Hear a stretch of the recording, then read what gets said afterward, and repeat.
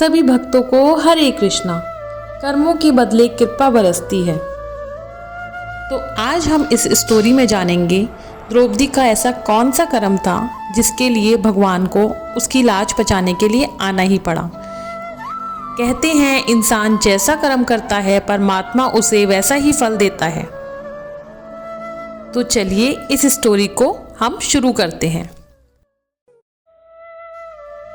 एक बार द्रौपदी सुबह सुबह यमुना घाट पर स्नान करने गई। भोर का समय था। तभी उसका ध्यान एक साधु की ओर गया। उस साधु के शरीर पर एकमात्र लंगोटी थी। जब साधु स्नान के पश्चात दूसरी लंगोटी लेने गया तो उसकी लंगोटी अचानक हवा के झोंके से पानी में उड़कर बह गई। अब हुआ क्या, जो उसने लंगोटी पहनी हुई थी वह भी फटी हुई थी। अब तो साधु सोच में पड़ गया कि वह अपनी लाज कैसे बचाए। थोड़ी ही देर में सूर्योदय हो जाएगा और घाट पर भीड़ भी पड़ जाएगी। साधु तेजी से पानी के बाहर आया और झाड़ियों में छिप गया।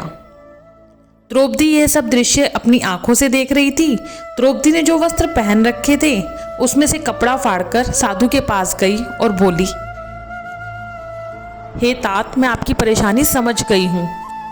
इस वस्त्र से आप अपनी लाज ढक लीजिए। साधु ने सकुचाते हुए वस्त्र ले लिया और आशीष दिया, जिस तरह तुमने आज मेरी लाज बचाई उसी तरह एक दिन भगवान आपकी लाज भी बचाएंगे।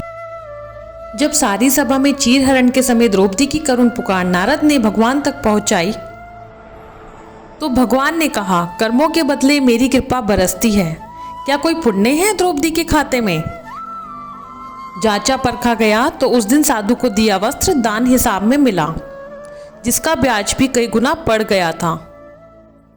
जिसको चुकता करने भगवान पहुंच गए द्रौपदी की मदद करने। दुशासन चीर खींचता गया और हजारों गज कपड़ा बढ़ता गया। इसीलिए कहा गया है, इंसान यदि सुकर्म करे तो उसका फल सूद सहित मिलता है और दुष्कर्म करे तो भी सूद सहित भुगतना पड़ता है।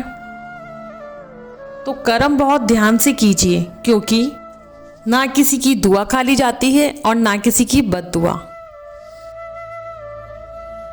आपको ये वीडियो कैसी लगी कमेंट बॉक्स में जरूर बताइएगा।